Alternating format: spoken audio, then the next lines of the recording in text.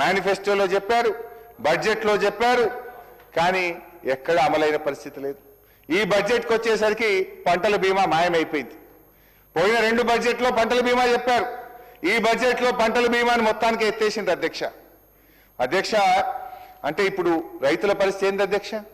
గత 2 సంవత్సరాలుగా అకాల వర్షాల వల్ల, తుఫాన్ల వల్ల, వడగళ్ల వాన వల్ల నష్టపోయిన రైతాంగానికి ఇవాళ మీరు మాట తప్పడం వల్ల ఇవాళ రాష్ట్రంలోని లక్షలాది మంది రైతులకు ఇవాళ తీవ్రమైనటువంటి అన్యాయం జరుగుతూ ఉంది. బడ్జెట్ ప్రసంగంలో చెప్పి 1300 కోట్లు కేటాయించి పంటల బీమా పథకం అమలు చేయకపోతే ఆ రైతుల పరిస్థితి ఏం కావాలి అధ్యక్ష? పోనీ మీరు చెప్పిన ఇన్పుట్ సబ్సిడీ అనే ఇస్తున్నారా? ఎకరానికి 10,000 ఇన్పుట్ సబ్సిడీ ఇస్తామన్నారు. నా నియోజకవర్గంలోనే, రాష్ట్రంలో అంతటా అదే పరిస్థితి అధ్యక్ష. గత 3 సీజన్లలో నష్టపోయినటువంటి రైతులకు ఈ రోజుకు పంటల బీమా అందలేదు, కనీసం ₹1 ఇన్పుట్ సబ్సిడీ కూడా అందలేదు అధ్యక్ష. అంటే అధ్యక్ష, బోనస్ బోగస్ అయిపోయింది, బీమా బూటకం అయిపోయింది. మీరు చెప్పిన ఒక్క మాట కూడా రైతుల విషయంలో, మీ రైతు డిక్లరేషన్లో చెప్పిన, మీ బడ్జెట్లో చెప్పిన ఏ ఒక్క మాట కూడా ఈ ప్రభుత్వం రైతుల విషయంలో నిలుపుకోలేదు అధ్యక్ష. నేను సభ సాక్షిగా బట్టిగా అడుగుతా ఉన్నా, ఈ సంవత్సరమైనా పంటల బీమాకు డబ్బులు కట్టరా? బీమా అమలు చేస్తారా చెయ్యరా?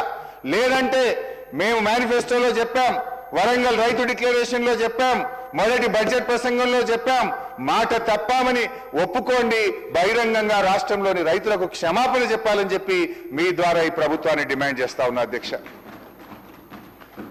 అదేవిధంగా అధ్యక్ష, రైతుల పరిస్థితి చూస్తే అట్లా రైతు కూలీలు అధ్యక్ష.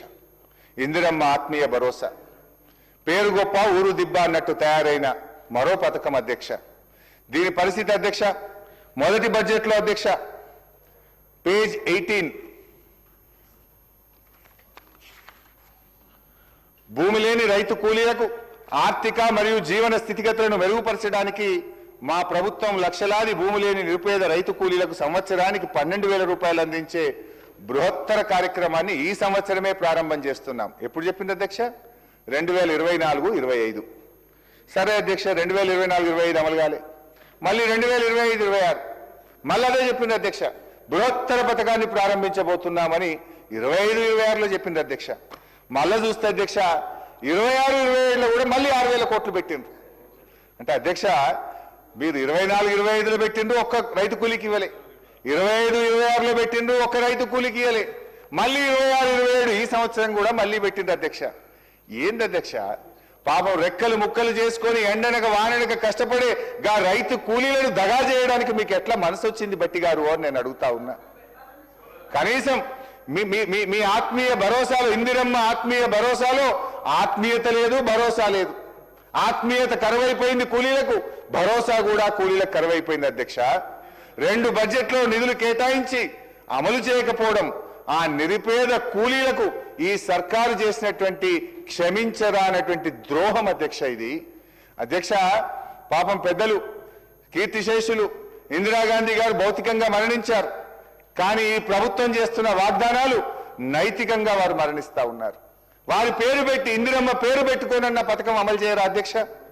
కళ్ళు తెరవండి బట్టి గారు, అంకెల గారడి కాదు, ఇచ్చిన మాట ప్రకారంగా నిరుపేద కూలీల కడుపు నింపాలని చెప్పి మీ ద్వారా ఈ ప్రభుత్వాన్ని కోరుతా ఉన్న అధ్యక్ష.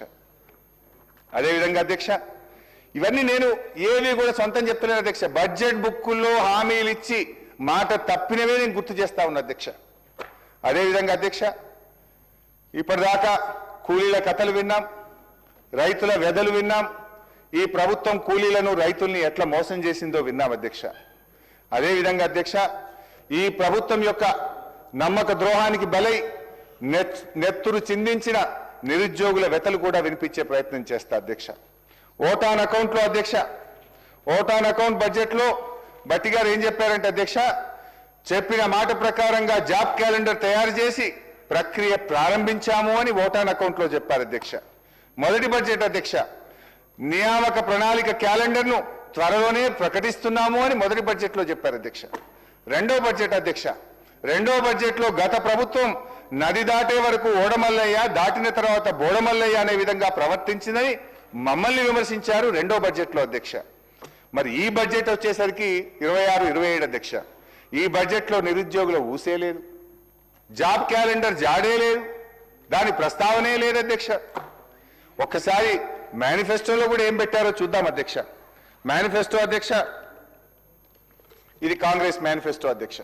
ఈ మేనిఫెస్టోలో అధ్యక్ష హైదరాబాద్ నుండి యూత్ డిక్లరేషన్ అని ఒక పెద్ద పుస్తకం అయితే విడుదల చేశారు అధ్యక్ష.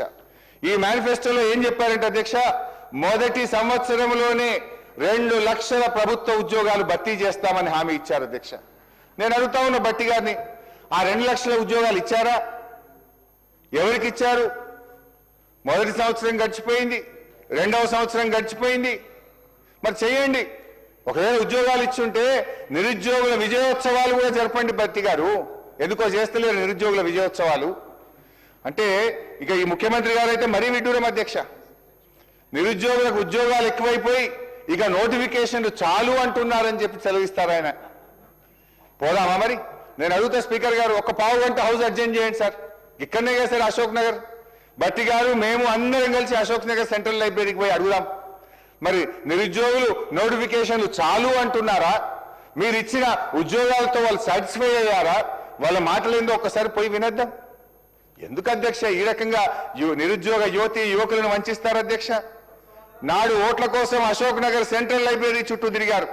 నిరుద్యోగుల మెడలో కాంగ్రెస్ కండువాలు వేసి జిల్లాల్లో వారిని తిప్పి ప్రచారం చేయించుకున్నారు. ఇప్పుడు అదే అశోక్ నగర్ లో ఉద్యోగాలు అడిగిన విద్యార్థుల వీపులను విమానం మూత మోగిస్తా ఉన్నారు అధ్యక్ష. తలలు పగలగొట్టారు. చివరికి చదువుల తల్లి నివసించే సిటీ సెంట్రల్ లైబ్రరీకి కూడా నెత్తురు మరకలంటిచ్చారు అధ్యక్ష. ఎన్నికల ముందు డిక్లరేషన్ తో మీకు అధికారం దక్కింది, బట్ ఎన్నికలు అయిన తర్వాత నిరుద్యోగులకు ఏం దక్కింది అధ్యక్ష? నిరుద్యోగులకు పాపం దక్కింది, డిప్రెషన్ దక్కింది, సప్రెషన్ దక్కింది అధ్యక్ష. అధ్యక్ష, ఎన్నికలు దాటడానికి నిరుద్యోగులను ఓడలా వాడుకొని గెలిచిన తర్వాత వాళ్ళను బోడమల్లేలు చేసింది ఎవరో ఇప్పుడు భట్టి గారే సెలవియ్యాలి అధ్యక్ష. అధ్యక్ష, 2వ బడ్జెట్లో